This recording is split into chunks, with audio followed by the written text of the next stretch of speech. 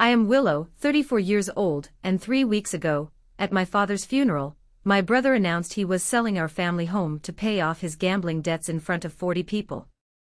Before I tell you about the inheritance document that changed everything, tell me in the comments, where are you listening from right now? The smell of lilies has always made me nauseous. It's a thick, cloying scent that sticks to the back of your throat, and on that Tuesday morning at Peterson and Son's funeral home, the air was heavy with it. It was the smell of endings. But I didn't know yet that it was also the smell of a war beginning. I sat in the second row. Not the first.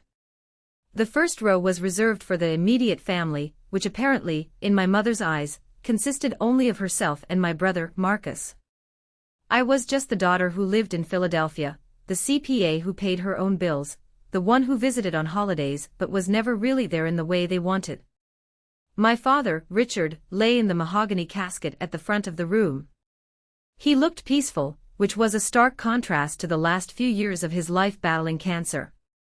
I stared at his hands, folded over his chest, calloused from years of working as a contractor. Those hands built half the decks in our neighborhood. They were honest hands. I wish I could say the same for the hands gripping the podium right now. Marcus stood there, looking like he had stepped out of a GQ magazine spread. He was wearing a Tom Ford suit that I knew cost at least $3,000, money he definitely didn't earn. He adjusted the microphone, the gold cufflinks on his wrists catching the light. He cleared his throat, performing grief like it was a monologue in a community theater production. "Dad was my best friend," Marcus said, his voice cracking perfectly on the last word. "He taught me everything about being a man. About responsibility. About taking care of the family." I felt a muscle in my jaw jump. Responsibility. Marcus hadn't held a steady job in 8 months. He was 41 years old and still waiting for his big break, which usually involved some high-risk investment scheme that relied on our parents' retirement savings. The eulogy went on for 10 minutes. He told stories about fishing trips that I'm pretty sure never happened, and heart-to-heart conversations that sounded nothing like our quiet, stoic father. But the audience, my aunts, uncles, cousins, and neighbors, ate it up. I saw Aunt Dorothy dabbing her eyes with a tissue, nodding along. They saw the golden sun. They didn't see the sharks swimming in his eyes. Then the tone changed. Marcus stood up straighter, smoothing the lapels of his jacket. He looked out at the crowd, and for a split second, his eyes locked on mine. There was no warmth there. Just calculation. "Friends, family," Marcus began, his voice dropping to a somber, serious register. "We've been doing a lot of thinking these past few days. With Dad gone, things are going to change. Mom can't handle the big house on Maple Street alone. The memories are too painful. And frankly, the upkeep is too much for a widow." I sat up straighter. "What?" "So," Marcus continued, "we've made a difficult decision. As the man of the house now, I've decided to list the property for sale next week." The room rippled with murmurs. The house on Maple Street was where we grew up. It was Dad's pride and joy. He had built the addition with his own hands. He had planted the oak tree in the front yard when I was born. "It's for the best," Marcus said, speaking over the whispers. "We need to liquidate the assets to ensure Mom is taken care of. And to handle some outstanding obligations." Outstanding obligations. The phrase hung in the air like a bad smell. I stood up. I couldn't help it. My legs moved before my brain gave permission. "Marcus," I said, my voice cutting through the room. "We haven't discussed this. Dad isn't even in the ground yet." 40 pairs of eyes swiveled to look at me. The silence was instant and suffocating. My mother, Linda, stood up from the front row. She was wearing a black Chanel dress that I knew she couldn't afford, accessorized with the pearl necklace Dad had given her for their 30th anniversary. She turned to face me, and her expression wasn't one of comfort. It was a glare. "Willow," she said, her tone sharp, "the the same tone she used when I was a child and spilled juice on the carpet. Sit down.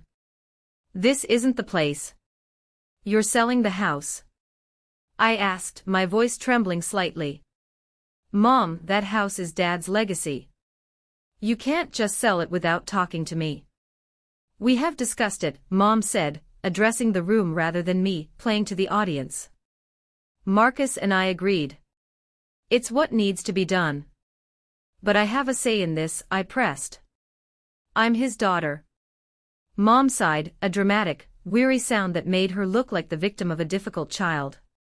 Oh, Willow. Always making it about yourself.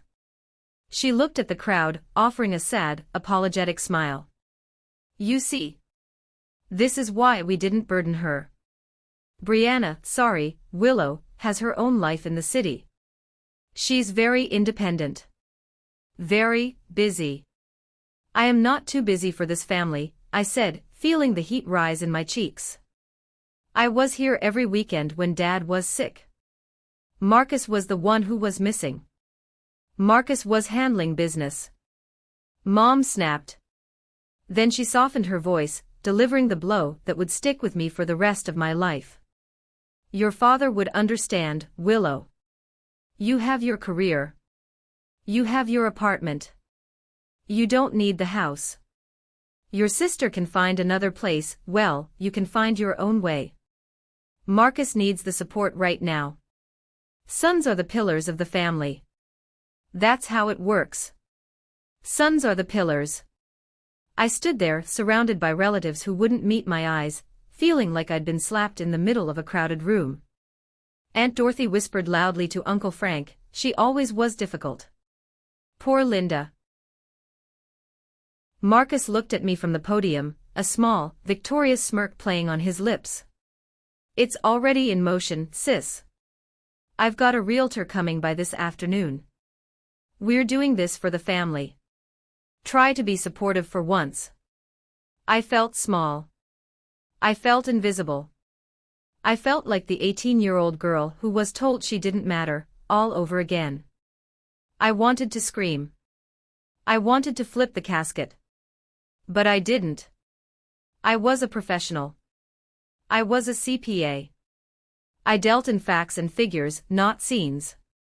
I sank back into my chair, my hands clenching the fabric of my dress so hard my knuckles turned white.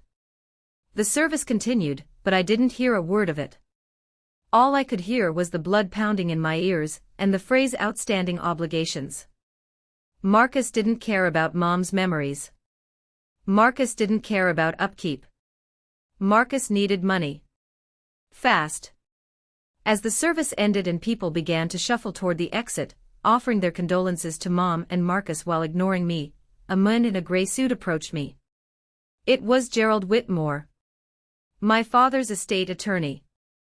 I had only met him a few times, mostly when Dad needed paperwork notarized. He was an older man, with silver hair and wire-rimmed glasses that made him look like a stern owl. He was holding a leather briefcase, clutching it tightly against his chest. Miss Henderson, he said, his voice low. Mr. Whitmore, I said, wiping a stray tear from my cheek. I'm sorry you had to see that. He didn't smile.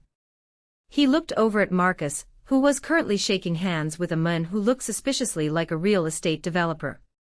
Whitmore's eyes narrowed behind his glasses. Your brother seems very eager to liquidate the estate, Whitmore observed. He's broke, Mr. Whitmore, I said, the bitterness leaking into my voice. He's selling my childhood home to cover his mistakes. And my mother is letting him. Whitmore turned back to me. He paused for a long moment, as if weighing whether to speak. The reading of the will is scheduled for Friday, he said. But I think you should know, things regarding the property on Maple Street might be more complicated than your brother anticipates. My heart skipped a beat. What do you mean? He glanced around to make sure no one was listening. Real estate law is particular, Willow. You can only sell what you actually own. Dad owned that house, I said. And now Mom does. And she does whatever Marcus says. Whitmore adjusted his glasses. He leaned in closer, and for the first time, I saw a glint of something sharp in his eyes. Not malice but precision. The look of a man who holds a royal flush in a game of poker. Actually, he whispered, there is a document from 2009. The house isn't in the estate. It's elsewhere. Before I could ask him what he meant, Marcus appeared at my elbow, smelling of expensive cologne and deception. Talking business already, Jerry? Marcus asked, clapping a hand on Whitmore's shoulder. Don't worry. We'll get your fees sorted as soon as the sale closes. I've got a buyer lined up. Cash offer. Whitmore looked at Marcus's hand on his shoulder, then up at Marcus's face. He didn't flinch. We will discuss everything at the reading on Friday, Marcus. I suggest you hold off on signing any contracts until then. Marcus laughed, a dismissive, barking sound. Paperwork. Always the paperwork with you guys. We'll see. He walked away, confident, arrogant, already spending the money in his head. I looked at Whitmore, desperate for answers, but he just nodded once and walked out into the gray afternoon. I was left standing alone in the scent of lilies, with a question burning in my chest. What happened in 2009? The drive from the funeral home to the house on Maple Street took 20 minutes, but in my mind, I was traveling back 20 years. I was driving my 2016 Toyota Camry. It was reliable, paid off, and practical. Just like me. In the rearview mirror, I saw Marcus pull out of the lot in a sleek, black Porsche Panamera. It was a rental, undoubtedly, or leased on credit he didn't have. He gunned the engine, weaving through traffic to beat me to the house, ensuring he was there to play host, to control the narrative. I gripped the steering wheel until my fingers ached. It had always been this way. I flashed back to the year 2004. The kitchen table. The sunlight streaming through the windows, illuminating the dust motes dancing in the air, a deceptive picture of domestic bliss. I was 18. I had just laid 3 acceptance letters on the table. Penn State, Temple, and Drexel. I had worked my tail off for 4 years. I was in the top 10% of my class. I had extracurriculars. I had the grades. All I needed was the financial help my parents had promised. We're so proud of you, honey, Dad had said, smiling. But his smile didn't reach his eyes. He looked tired. He looked at Mom. Mom picked up the acceptance letter from Temple. She glanced at the tuition costs and dropped it like it was a dirty tissue. We can't do it, Willow, she said matter-of-factly. What do you mean? I asked, my stomach dropping. You said there was a college fund. There was, Mom said. She stood up and started clearing dishes, refusing to look at me. But Marcus needs a car for Villanova. He can't be commuting on the bus. It's dangerous. And the apartment rent near campus is higher than we thought. I stared at her. Marcus was 21. He was already a sophomore. He had nearly flunked out his freshman year because he spent more time partying than studying. You're spending my college fund on a car for Marcus. I whispered. It's a Honda Accord, Willow, not a Ferrari, Mom snapped. He needs it. You're a girl. You're smart. You can get scholarships. Or you can go to community college for 2 years. Save money. Besides, you'll get married eventually. Your husband will provide. That's how it works. I looked at Dad. Dad? He looked down at his coffee cup. His jaw was tight. Your mother thinks it's best for the family, he mumbled. The family, I repeated. Or just Marcus. That was the day I stopped expecting anything. I got a job at a call center working nights. I worked weekends at a diner. I took out loans. I ate ramen noodles for dinner for 4 years. I graduated with honors, passed my CPA exam on the first try, and built a life brick by brick alone. Marcus. He crashed the Honda Accord 6 months later. DUI. Mom and Dad paid for the lawyer to get the charges reduced. They paid for the new car. They paid for everything. I pulled my Toyota into the driveway of the Maple Street house, snapping back to the present. The house looked the same, white siding, black shutters, the wraparound porch. But it felt different. It felt like a stage set for a tragedy. There were already 5 or 6 cars in the driveway. The grieving guests. I grabbed my overnight bag and walked up the steps. I didn't knock. It was my house, too. Or at least, I thought it was. The living room was full of people holding paper plates of casserole and plastic cups of wine. The air buzzed with low conversation. I nodded to a few cousins who looked at me with pity, or maybe judgment, and headed straight for the stairs.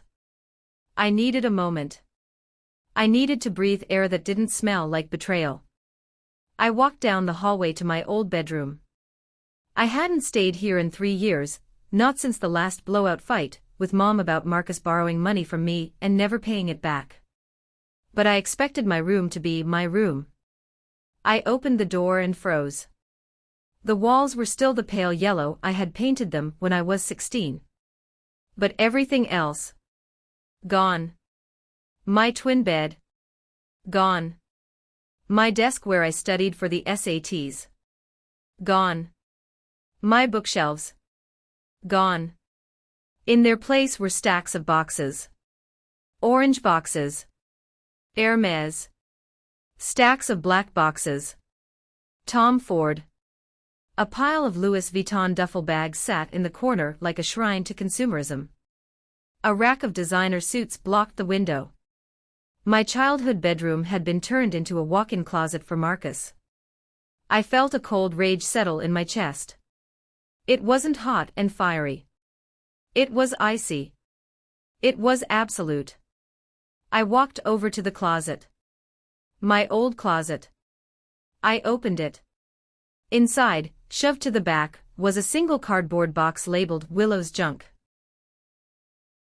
I opened the box. Inside were my old yearbooks, a few framed photos of me and Dad, and my high school diploma. That was it.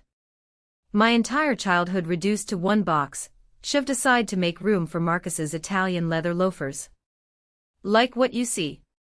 I spun around. Marcus was leaning in the doorway, holding a glass of scotch. Dad's expensive scotch. The 18-year-old single malt he saved for special occasions. "Where is my bed, Marcus?"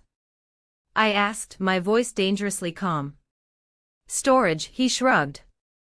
"I moved back in 6 months ago to help Mom with Dad. I needed space." "You weren't using it. You moved back in because your condo was foreclosed on," I said. It wasn't a question. I had looked up the public records. Marcus's smile faltered for a second, then returned tighter. "I sold the condo to liquidize capital for a new venture. You wouldn't understand, Willow. You have a salary. You think small. I'm building an empire. An empire of debt." I gestured to the room. "How much is all this worth, Marcus? The suits, the bags, the shoes." $50,000. Yet you're selling Dad's house because you're broke." He stepped into the room, closing the door behind him. The air shifted. He wasn't the grieving son anymore. He was the bully who used to pinch me until I bruised when Mom wasn't looking. "Watch your tone," he hissed. "I'm the executor." "Well, Mom is, but I'm handling it. We sell the house, I pay off the creditors, and Mom gets a nice condo in Florida. Everyone wins." "Creditors," I repeated. "Is that what we're calling bookies now?" His face went pale, then red. He took a step toward me, looming over me. "You don't know what you're talking about." "I know you arrived in a Porsche Panamera today," I said, standing my ground. "A rental? Or did you lease it to keep up appearances while you sell the roof over our mother's head?" "It's a lease," he spat. "Image matters, Willow. But you wouldn't know about that in your off-the-rack blazer. My hand went to the lapel of my blazer. It was from Macy's. I paid for it with my own money. I was proud of it. I'm not signing anything, I said.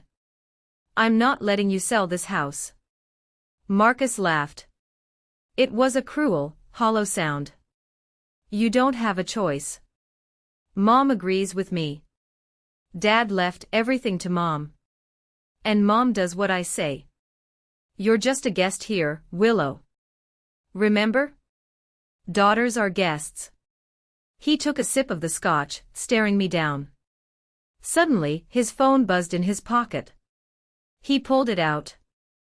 I saw the screen light up. No name. Just a number. His demeanor changed instantly. The arrogance vanished, replaced by a flash of pure, unadulterated terror. His hand shook, the ice in his glass clinking. I have to take this, he muttered. He turned and hurried out of the room, leaving the door open. I waited 3 seconds, then kicked off my shoes and followed him. He didn't go downstairs to the party. He went down the hall to the guest bathroom, the one with the thick oak door. I crept closer, pressing my ear against the wood. I know, Marcus was saying, his voice a frantic whisper. I am at the funeral right now. Have some respect. No, please. Don't come here. I announced the sale today. I swear. I'll have the deposit by Friday. Just don't touch the car. And leave my sister out of it. My blood ran cold. Leave my sister out of it. 340, Marcus said. I know the number. 340,000, I'll get it. I promise. Just give me until the end of the week. I backed away, my heart hammering against my ribs like a trapped bird. $340,000. That wasn't credit card debt. That wasn't a failed business loan. That was dangerous money. That was broken kneecaps money. He wasn't just selling the house to maintain his lifestyle. He was selling the house to save his life. And he was willing to throw me and Mom onto the street to do it. I retreated back to my room, his closet, and looked at the stack of designer boxes. I realized then that my brother wasn't just a spoiled brat. He was a drowning man, and he was going to pull us all down with him unless I cut the rope. But first I needed ammo. I needed to know what Mr. Whitmore meant about 2009. The wake downstairs was in full swing. It was a grotesque parody of a family gathering. People were eating potato salad and laughing about the good old days, while the son of the deceased was upstairs negotiating for his life with a loan shark. I needed to find the truth. And I knew where Dad kept his truth. While Marcus was busy charming Aunt Patricia in the living room and Mom was showing the realtor, a slick man named Mr. Sterling, around the kitchen, I slipped open the door to the basement. The basement was Dad's sanctuary. It was unfinished, smelling of sawdust, damp concrete, and the Old Spice aftershave he had worn for 40 years. It was the one place in the house Mom didn't decorate. It was cluttered, messy, and real. I walked down the creaky wooden stairs, pulling the chain for the single light bulb hanging from the ceiling. The shadows jumped, revealing his workbench, his tools hanging on the pegboard, and in the corner, his old metal filing cabinet. I approached the cabinet. It was rusted at the bottom. I tugged on the top drawer. Locked. Of course. I looked around. Dad never kept the key on his keychain. He always hid it. Think, Willow. Think like Dad. I looked at the workbench. There was a jar of old screws and nails. I dumped it out onto the bench. Nothing. I checked under the majestic old vice grip. Nothing. Then I saw it. The old coffee tin on the shelf above the workbench. Chock full o' nuts. Dad hadn't drunk that brand in 20 years, but the tin had always been there. I reached up and pulled it down. It rattled. I pried off the plastic lid. Inside weren't coffee grounds but spare keys, random washers, and a small, silver key with a piece of masking tape on it. On the tape, written in Dad's shaky block letters, was filing. "Gotcha," I whispered. I unlocked the cabinet. The drawer slid open with a screech of metal on metal. Inside were files going back decades. Taxes 1998. Medical bills. House deeds. I thumbed through them, my fingers moving fast. I needed to find the deed.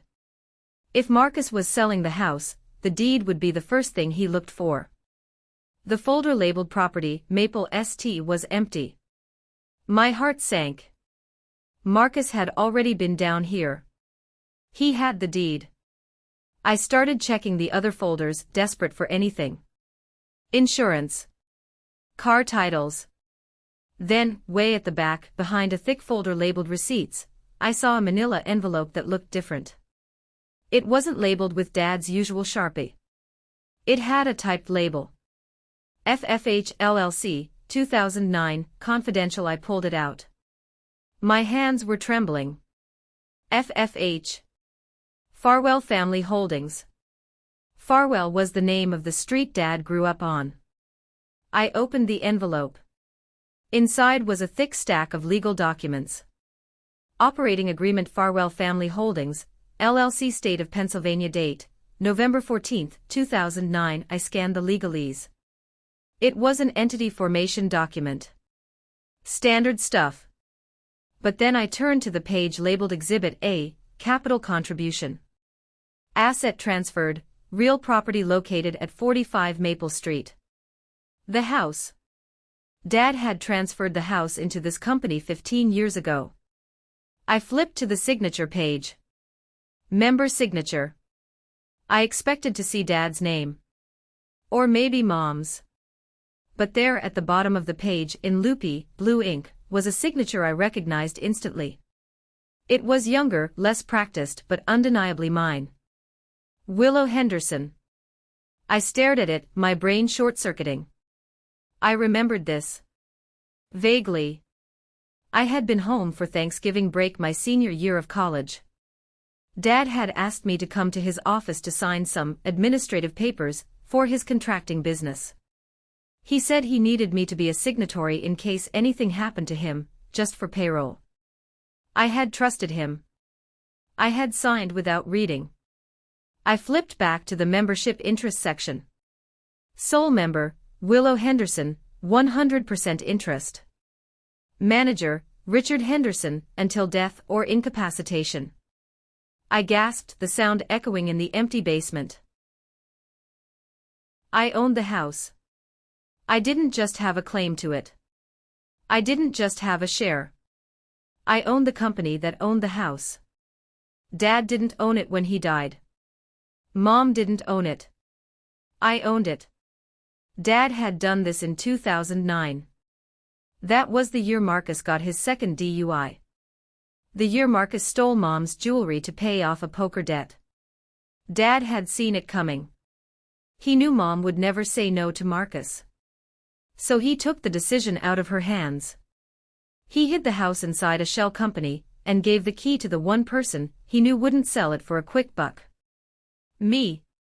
What are you doing down here? I jumped, dropping the folder. The papers scattered across the concrete floor. Mom was standing at the top of the stairs, silhouetted by the light from the kitchen. She looked like a vengeful ghost. I was just looking for some photos, I stammered, scrambling to pick up the papers. I shoved the LLC document under a pile of old tax returns. Mom walked down the stairs, her heels clicking on the wood. She looked around the messy basement with disdain. It smells like mold down here. We'll have to pay for professional remediation before we list it. Mom, I said, standing up. Are you sure about this? Selling the house. It's everything Dad worked for. She sighed, brushing a piece of lint off her Chanel dress. Willow, grow up. It's a building. Wood and brick. Your brother is in trouble. He needs capital. To start fresh. Capital. I laughed bitterly. Or bail money. Mom, I heard him on the phone. He owes $340,000. He's not investing. He's drowning. Mom's face hardened. You don't know what you're talking about. Marcus has a plan. He's smart. He just has bad luck. Unlike you. Bad luck. I stepped closer to her. He's a gambler, Mom. And you're enabling him. If you sell this house, he'll lose that money in a year. And where will you live then? I'm moving to a condo, she said defensively. Marcus will manage the funds. Marcus couldn't manage a lemonade stand. I shouted. Slap. The sound was loud in the small space. My cheek burned. Mom had hit me. She looked shocked at her own hand, but she didn't apologize. Don't you dare speak about your brother that way, she hissed. He stayed. You left. You abandoned us for your fancy job in the city. You don't get a vote. She turned and walked up the stairs. Dinner is in 10 minutes. Fix your face. I stood there touching my stinging cheek. I looked down at the pile of papers on the floor. I saw the corner of the Farwell Family Holdings document peeking out. I picked it up. I folded it carefully and tucked it inside my blazer, right next to my heart. She was right. I didn't get a vote. I had the veto. But I couldn't reveal it yet. If I told them now, Marcus would find a way to destroy it, or Mom would guilt me into signing it over before I could verify it with Whitmore. I needed to be smart.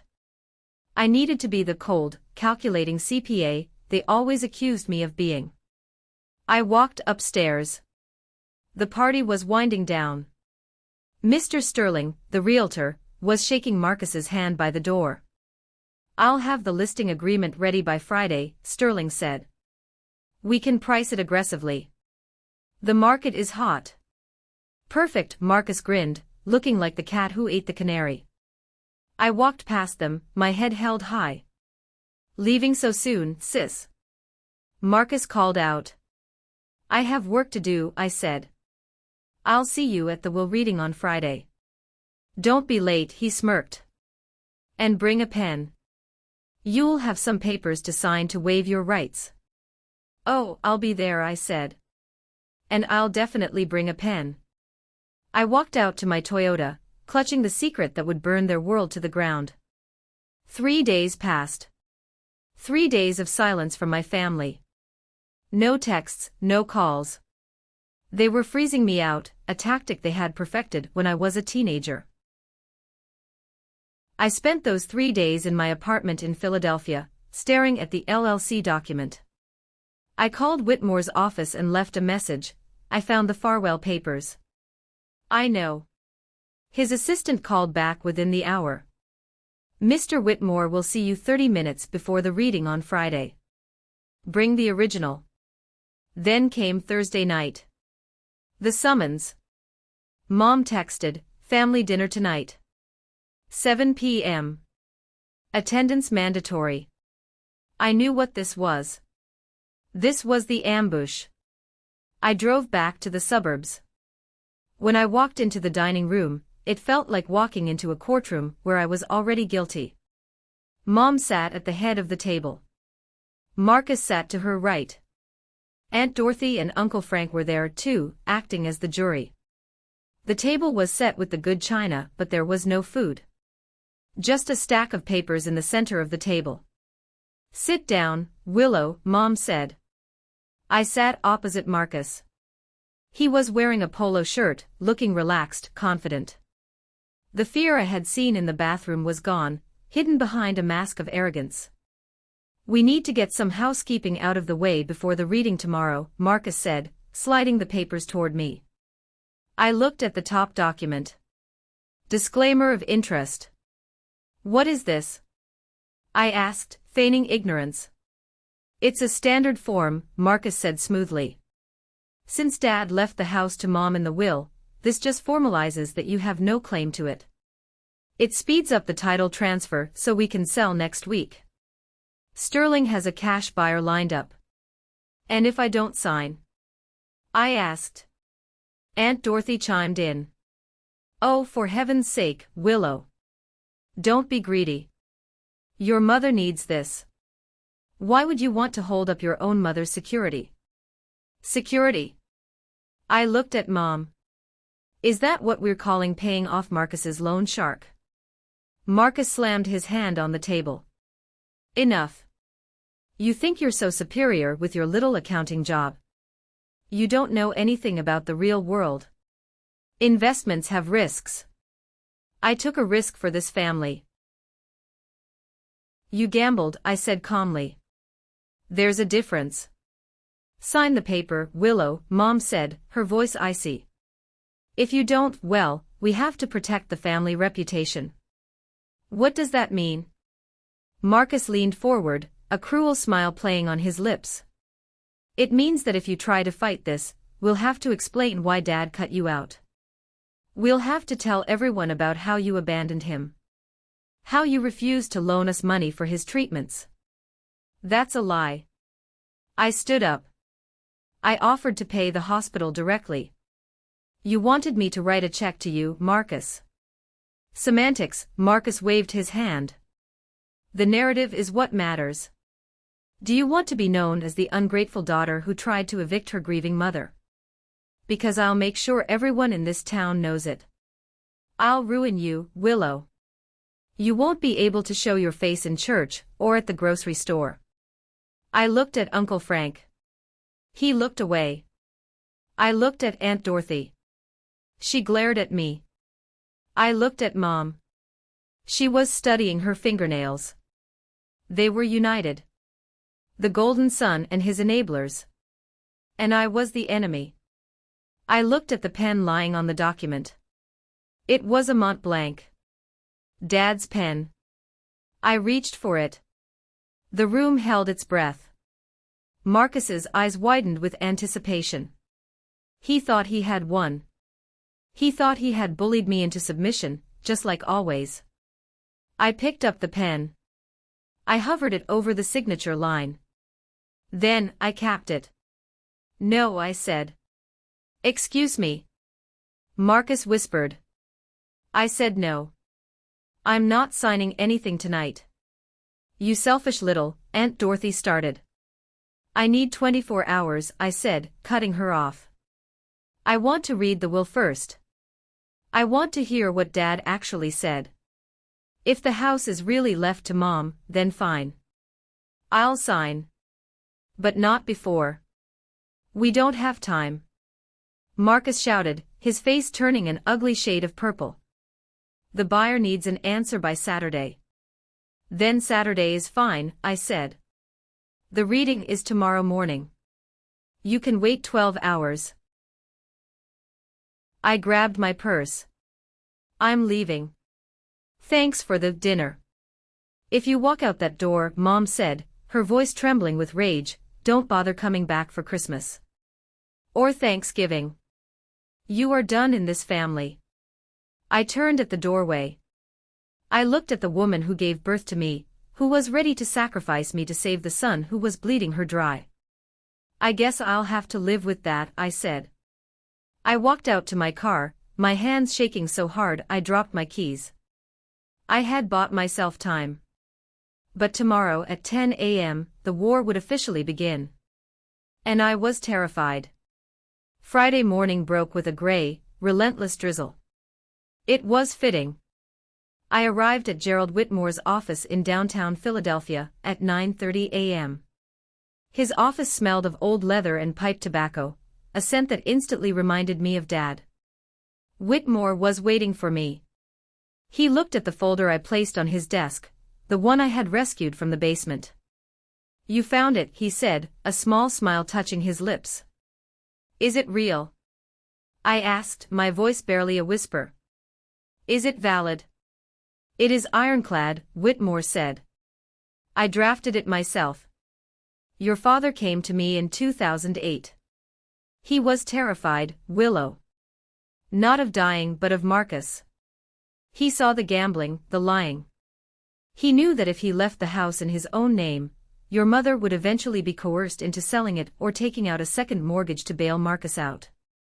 He opened the file and ran his finger over Dad's signature. He wanted to leave you something they couldn't touch. Something that would force you to be the guardian he couldn't be. Why didn't he tell me? He was afraid you'd refuse, Whitmore said. He knew you loved your mother. He thought if you knew you owned the house, you'd just sign it over to her out of guilt.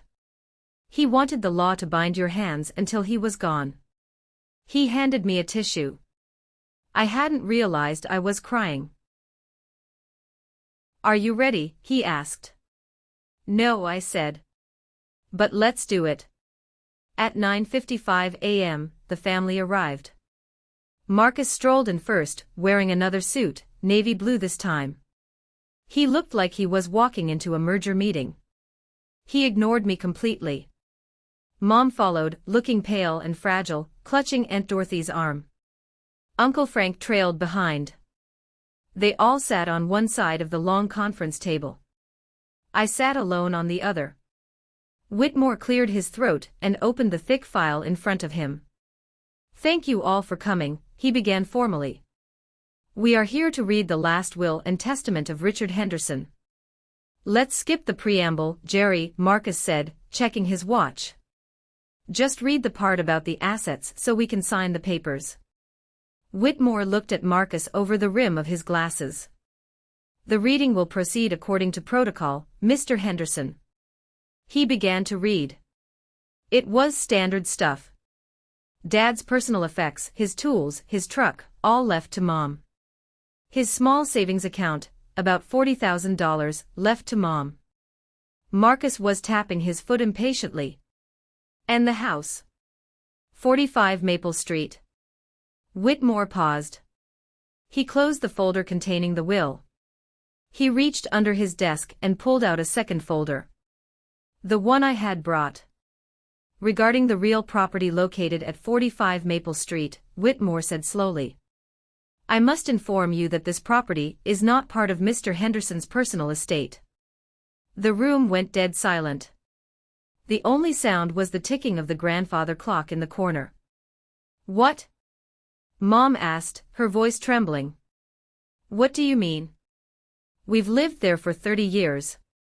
Correct, Whitmore said.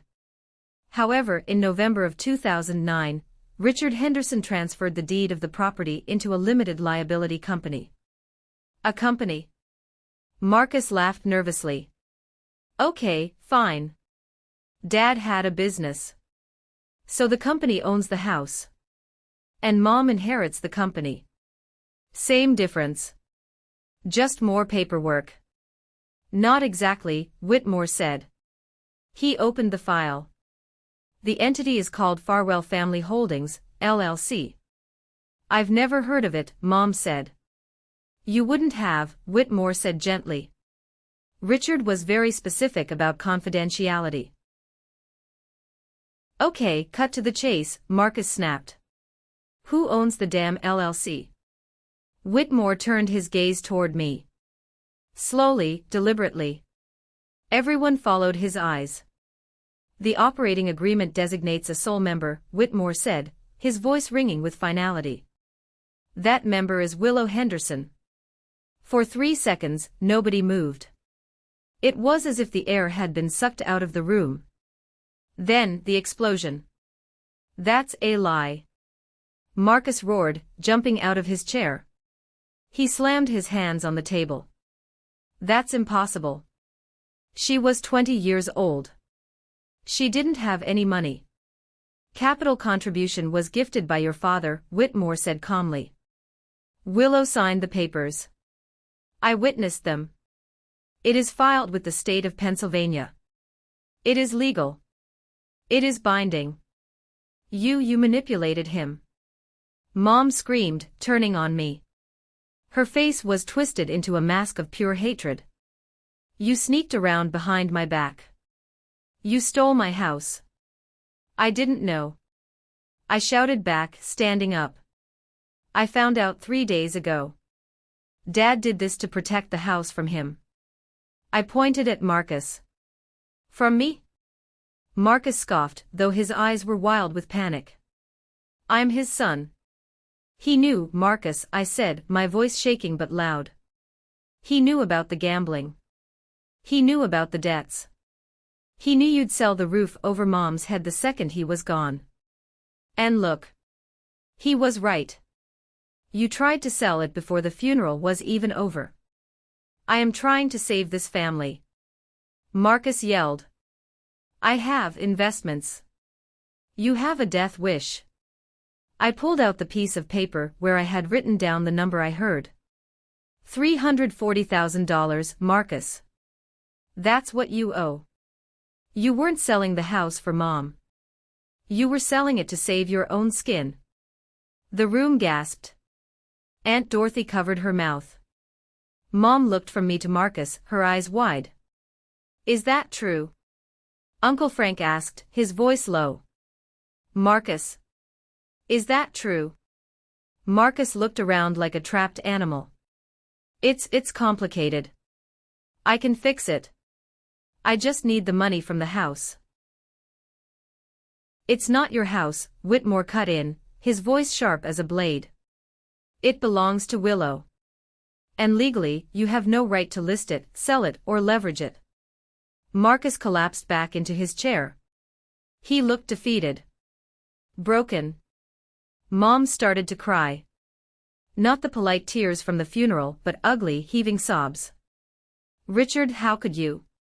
How could you leave me with nothing? He didn't leave you with nothing, Mom, I said softly. He left you a home. He just made sure you couldn't sell it. Whitmore cleared his throat. There is one more thing. Richard left a letter. To be read only after the disclosure of the LLC. He pulled a sealed envelope from his pocket. It had my name on it in Dad's handwriting. Read it, I whispered. Whitmore opened the envelope. My dearest Willow, if you are hearing this, then I am gone, and the secret is out. I am sorry to burden you with this. I know it seems cruel to keep this from you, and from your mother. But I was a coward. I couldn't stand up to your mother when it came to Marcus. I watched them give him everything, and I watched them take from you. I knew Marcus would never change as long as he was cushioned by our savings. And I knew that when I died, he would come for the house. It is the only thing of real value we have left. You are the only one strong enough to hold the line, Willow. You have built a life with honor, without help. You are the daughter I should have fought for more loudly. Please forgive my silence. Protect your mother. But do not let them destroy what I built. The house is yours. It always has been. Love, Dad. Silence descended on the room. Heavy. Absolute. I felt a tear slide down my cheek. He saw me. All those years, when I thought he was indifferent, he was watching. He was planning. He was protecting me. The silence was broken by Marcus. He started laughing. A low, manic chuckle that escalated into something disturbing. Well, he said, wiping his face. That's touching. Really? But here's the reality, sis. I need that money. If I don't get it by Monday, bad things happen. To me. Maybe to the house. Maybe to Mom. Are you threatening us? Uncle Frank stood up. He was a big man, a retired union pipe fitter. He had stayed quiet until now, but the mention of threats to his sister woke him up. I'm stating facts. Marcus yelled. They know where Mom lives. If I don't pay, they come collecting. Mom looked at Marcus with horror. You brought this to our doorstep. I did it for us. Marcus screamed, his facade completely shattering. I was trying to win it back. For the retirement fund. Get out, I said. My voice wasn't loud, but it cut through the noise. Marcus looked at me. What? I said get out. Not just of this office. Get out of the house. My house. You can't kick me out, Marcus sneered. I have tenant rights. You have nothing, I said, leaning across the table. You have no lease. You pay no rent. You are a guest. And your invitation is revoked. Mr. Whitmore has already drafted the eviction notice. Effective immediately. I looked at Whitmore. He nodded, sliding a document across the table toward Marcus. You have 24 hours to remove your personal effects, Whitmore said. After that, the locks will be changed. If you return to the property, it will be considered trespassing. Mom. Marcus turned to her, desperate. Tell her. You can't let her do this. Mom looked at me. Her eyes were red, swollen, and filled with conflict. She looked at her golden son, the man she had coddled for 40 years, the man who had just admitted to bringing gangsters to her door. Then she looked at me. The daughter she had dismissed. The daughter holding the deed. He has nowhere to go, Willow, Mom whispered. He has a Porsche, I said cold. He can sleep in that. Or he can sell his Tom Ford suits. Willow, please, Mom begged. He's your brother. And you're my mother, I said. And you can stay. I'm not putting you on the street, Mom. Dad wanted you to have a home. But things are going to change. I pulled a second document from my bag. I had typed it up the night before. This is a lease agreement, I said. Between Farwell Family Holdings and Linda Henderson. Mom stared at it. A lease? In my own house. My house, I corrected gently. The rent is $1 a month. You can stay there as long as you live. But there is a clause. Clause 4, no other permanent residents are permitted without written consent from the landlord. That means Marcus cannot live there. He cannot sleep there. He cannot use the address for his business. You're treating me like a tenant, Mom said, her voice bitter. I'm treating you like an adult who needs protection from her own bad judgment, I said. Sign it, Mom. Or I sell the house myself and put the money in a trust you can't touch. It was a bluff. I would never sell Dad's house. But she didn't know that. Mom looked at the paper. Her hand shook. She looked at Marcus, who was staring at the floor, defeated. Then, slowly, she picked up the pen, Dad's mot blank, and signed. Done, I said, taking the paper. Marcus, give me the keys. I left them at the house, he lied. The keys to the house and the keys to the garage, I said. Now. Reluctantly, Marcus dug into his pocket and slammed a ring of keys onto the mahogany table. You're a bitch, he spat. Dad would be ashamed of you. Dad left me the house, Marcus, I said, grabbing the keys. I think he knew exactly who I was. Marcus stormed out of the room, slamming the door so hard the framed diplomas on the wall rattled. Uncle Frank and Aunt Dorothy looked at me with a mixture of fear and newfound respect. They hurried out after Mom, who walked like a woman in a trance. I was left alone in the conference room with Whitmore. I sank into the chair, the adrenaline crashing out of my system. My hands started to shake. You did well, Whitmore said quietly. Your father chose correctly. It doesn't feel like a victory, I admitted. It feels like I just blew up my family. Sometimes, a voice said from the doorway, you have to blow up the foundation to fix the cracks. I turned. Standing there was Grandma Rose. Mom's mother. She was 85, leaning on a cane, but her eyes were sharp as tacks. She hadn't been at the reading, but she must have been waiting in the lobby. Grandma? I said. She walked in and put a hand on my shoulder. I told Richard to do it, she said. My eyes widened. You knew?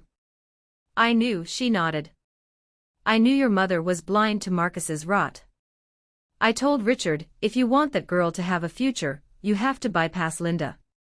He felt guilty about it until the day he died. But I told him it was the only act of love that mattered. She squeezed my shoulder. You're the strong one, Willow. You always were. Don't let them make you feel guilty for surviving. I stood up and hugged her. She smelled of lavender and peppermint. For the first time since Dad died, I felt like I had family. Now, Grandma said, pulling back and tapping her cane on the floor. We have a house to clean. And I don't just mean the dust. I mean the bad energy. Let's go home. I picked up the keys, my keys, and looked at the photo of Dad tucked into my wallet. We did it, Dad, I thought. But the war isn't over. Marcus is cornered. And cornered animals bite. I didn't know then that the hardest part wasn't kicking Marcus out. It was what he would do next to get back in. The first month after the eviction wasn't peaceful. It was a siege. I had legally secured the house, but the atmosphere inside 45 Maple Street was toxic. My mother, Linda, moved through the hallways like a specter in her own home. She adhered to the lease agreement I had forced her to sign, but she did it with a weaponized silence that was louder than any screaming match. She stopped cooking. She stopped tending to her garden. She spent her days in the guest room, now her bedroom, watching daytime television with the volume turned up just enough to be annoying, but not enough to justify a complaint. I kept my apartment in the city for work during the week, but every Friday evening, I drove back to the suburbs. I told myself I was going back to renovate, to paint over the bachelor pad gray Marcus had slapped on the walls. But the truth was, I was going back to stand guard. I was the warden of a prison I had built to save us. The threat Marcus had screamed about, the $340,000 debt, hung over the house like a guillotine blade. Every time a car slowed down outside, my stomach tightened. Every time the phone rang, Mom flinched. 2 weeks after the will reading, the reality of our situation crashed through the front window. Literally. It was a Tuesday night. I was at the house, working late on a client's audit at the kitchen table. Mom was asleep upstairs. I heard the roar of an engine outside, something loud, American muscle, not Marcus's refined Porsche. Then, the sound of shattering glass. A brick landed in the center of the living room rug, amidst a shower of shards. I didn't scream. My adrenaline spiked, cold and sharp. I ran to the window, staying low, just in time to see taillights disappearing down the street. I looked at the brick. Wrapped around it with a rubber band was a note. I picked it up. It wasn't a sophisticated threat. It was a deadline. Friday. Or we take the house. Willow. Mom was standing at the top of the stairs, clutching her robe, her face pale in the moonlight. What happened? Was that him? No, I said, my voice steady despite the shaking of my hands. That wasn't Marcus. That was the people Marcus invited into our lives. I expected her to defend him. I expected her to say it was a mistake. But for the first time, looking at the broken glass and the brick on her Persian rug, the denial in her eyes cracked. She walked down the stairs, her legs trembling, and sat on the sofa, staring at the brick. He really owes them, she whispered. It wasn't just numbers. It wasn't just investments. He owes them his life, Mom, I said. And he tried to pay them with your roof. That night, we didn't sleep. We sat in the kitchen, drinking tea, while I boarded up the window with plywood from Dad's workshop. The silence between us shifted. It wasn't hostile anymore. It was the shared, terrified silence of two women in a foxhole. 3 days later, Marcus resurfaced.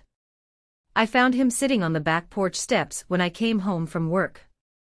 The Tom Ford suit was gone. He was wearing jeans and a stained hoodie. He looked 10 years older than he had at the funeral. His eyes were bloodshot, and he had a dark, ugly bruise blossoming on his jawline. The Porsche was gone. They took the car, he said, not looking up. Repossessed.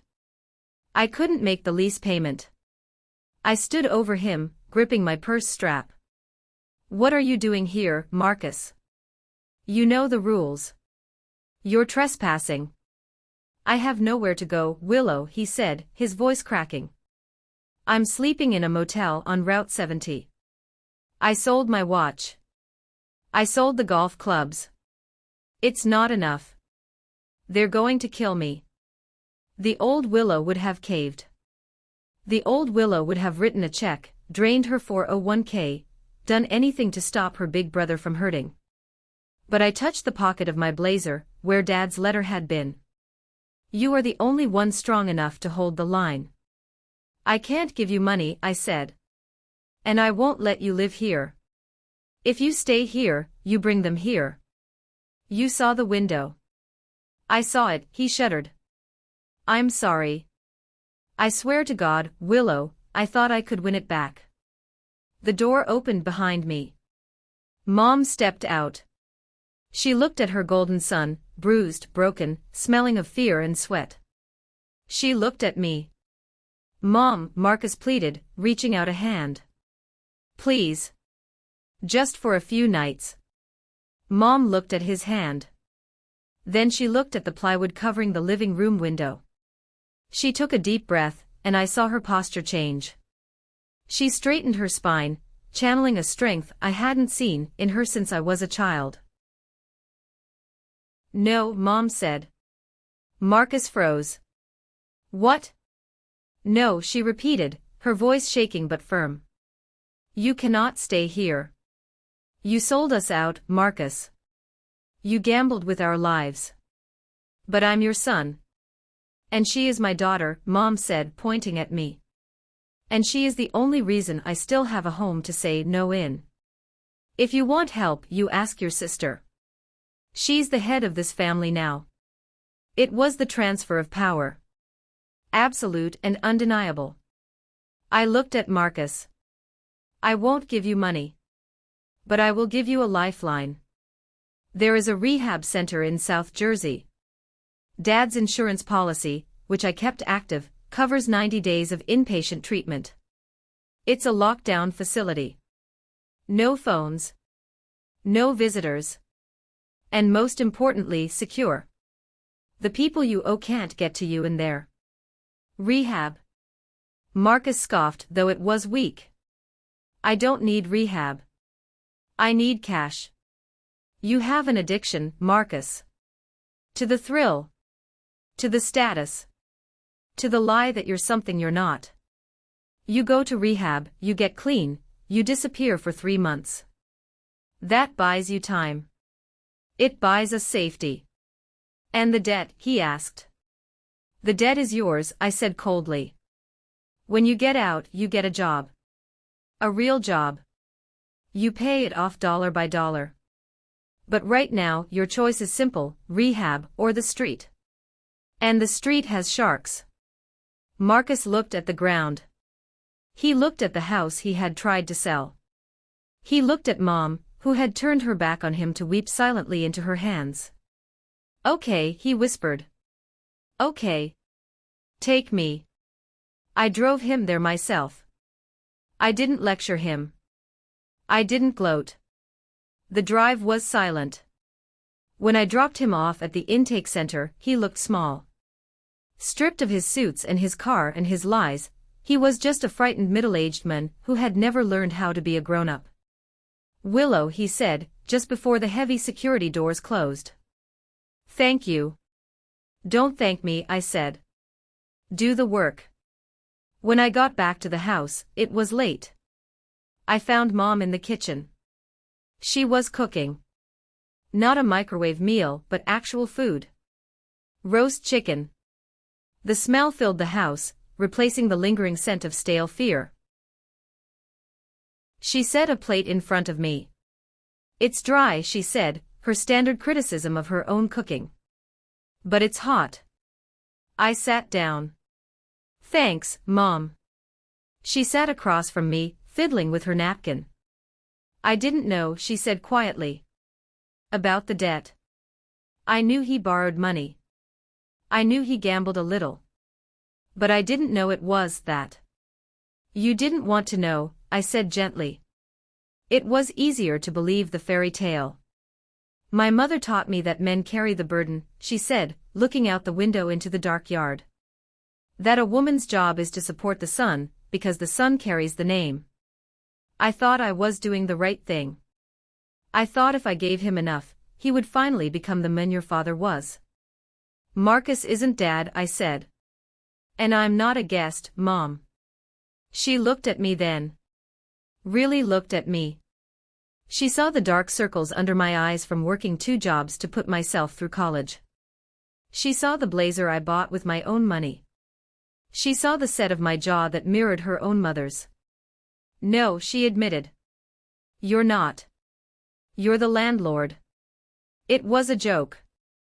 A dry, brittle joke, but a joke nonetheless. A crack in the ice.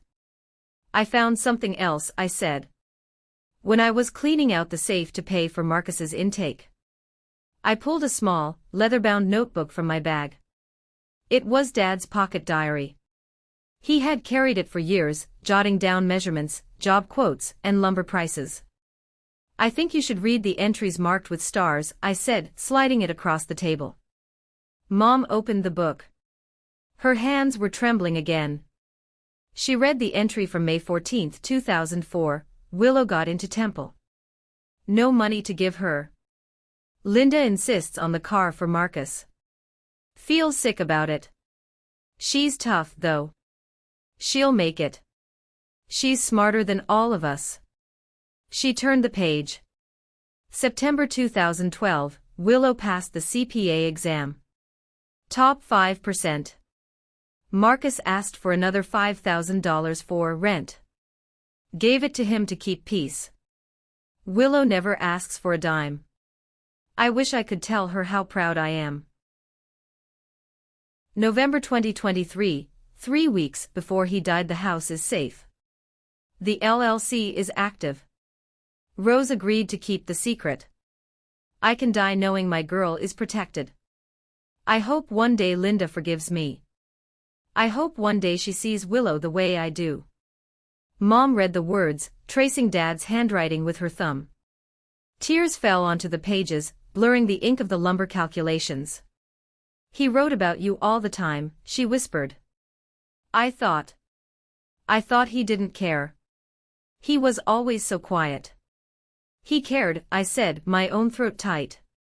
He just didn't know how to fight you, Mom. So he fought for me on paper. Mom closed the book. She took a deep breath, wiping her face with the napkin. She reached across the table and took my hand. Her grip was weak, her skin papery, but it was the first time she had touched me with affection in 20 years. I can't undo it, she said. I can't give you back your college fund. I can't give you back the years I ignored you. No, I said. You can't. But I can pay my rent, she said. She reached into her pocket and pulled out a crisp $1 bill. She placed it on the table between us. November's rent, she said. And I'd like to paint the living room. That gray is depressing. I looked at the dollar bill. It wasn't about the money. It was about the acknowledgement. It was an admission that the power dynamic had shifted, and she was accepting it. Sage green, I said. I've always liked sage green. Sage green is nice, Mom nodded. It's a calming color. We sat there in the quiet kitchen, eating dry roast chicken, with the ghost of my father smiling from the pages of his diary, and the specter of my brother locked safely away in New Jersey. The war wasn't over, recovery is a lifelong battle, and debts don't vanish overnight, but the siege was lifted. 6 months later. Spring had finally come to Philadelphia, and with it, the blooming of the azaleas in the front yard of 45 Maple Street. I parked my car in the driveway, my reliable Toyota sitting where the Porsche used to be. The house looked different. We had painted the shutters a deep, forest green. The plywood was gone from the window, replaced by new double-paned glass. The for sale sign that had haunted my nightmares was a distant memory. I walked up the porch steps. Mom was sitting on the swing, knitting. She looked healthier.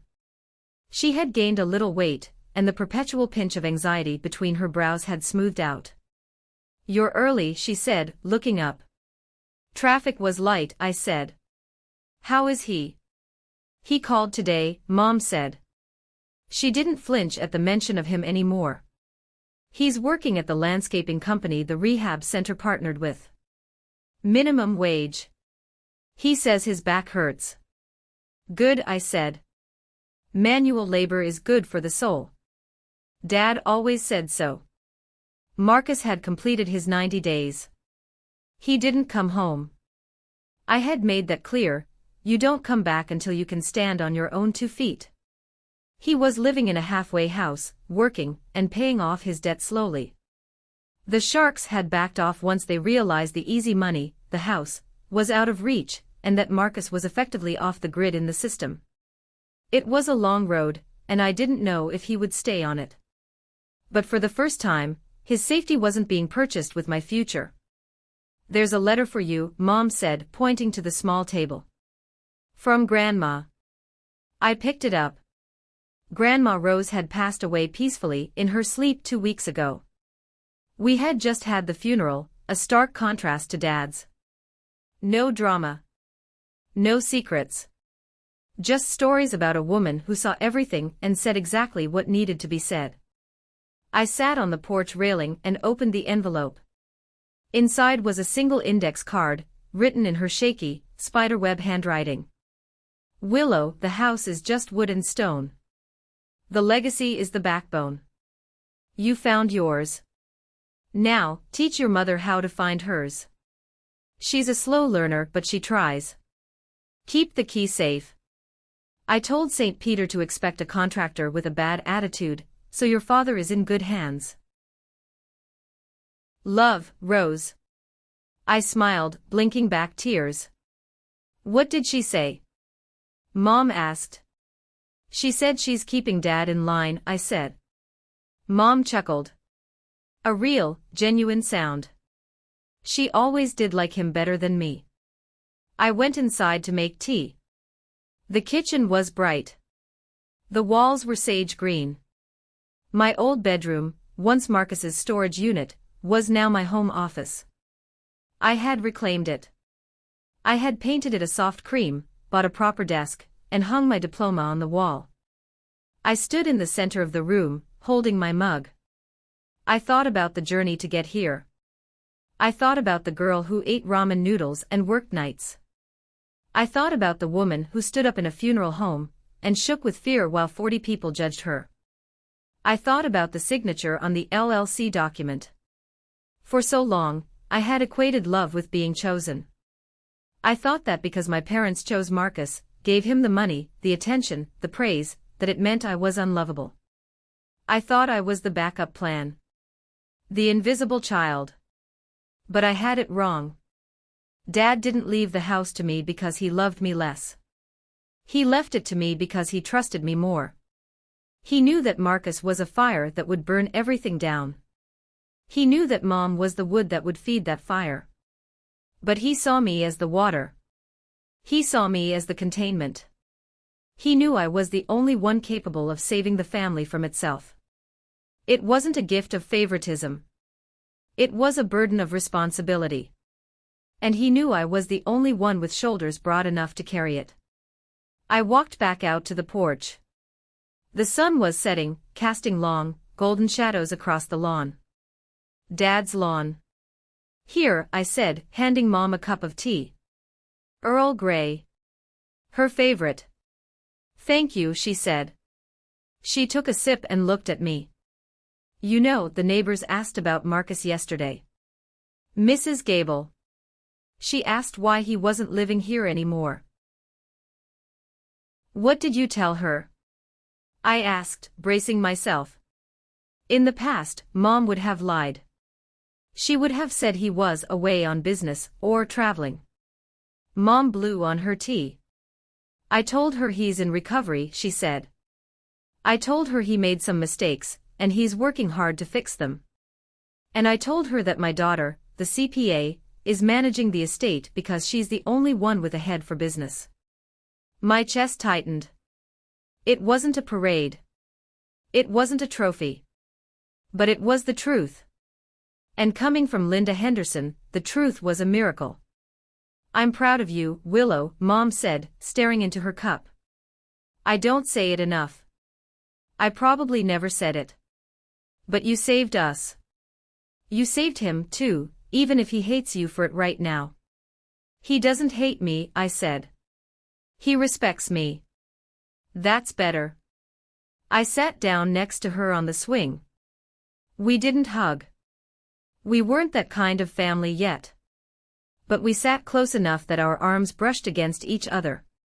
We watched the sun dip below the horizon, the light fading from the sky, turning the world a soft, bruised purple. I took a sip of my tea. It tasted like victory. Not the loud, shouting kind of victory. But the quiet, enduring kind. The kind that lasts. I had reclaimed my home. I had forced my brother to face his demons. I had taught my mother the word no. And somewhere in the quiet hum of the universe, I knew Dad was watching. He wasn't worrying anymore. He had passed the baton, and I hadn't dropped it. The house on Maple Street was safe. And for the first time in my life, I wasn't just a guest passing through. I was home. This journey wasn't just about a house or a legal document. It was about the painful realization that sometimes, the people who are supposed to protect us are the ones we need protection from. I learned that enabling is not love. My mother thought she was loving Marcus by shielding him from consequences, but she was actually crippling him. Real love sometimes looks like a locked door or a refusal to give money. It looks like forcing someone to stand on their own 2 feet, even if they hate you for it in the moment. I also learned that your value isn't defined by who shouts the loudest. I spent years feeling invisible because I wasn't the golden child. But silence doesn't mean absence. My father's quiet planning was the loudest declaration of love I could have ever received. He saw my strength when I didn't even see it myself. Finally, boundaries are the only way to survive a toxic family. You cannot save a drowning person if you let them pull you under. You have to secure your own oxygen mask first. Taking control of the house wasn't an act of revenge, it was an act of survival. I want to hear from you. Have you ever been that invisible child in your family? Have you ever had to be the bad guy to save someone you love from themselves? Or maybe you've had to set a boundary that terrified you. Drop a comment below. Share your story. Or if this story resonated with you and you agree that sometimes tough love is the only way, just comment the word good below. It lets me know we're on the same page. Thank you for listening to my story. Remember, you are stronger than you think and you deserve to be seen.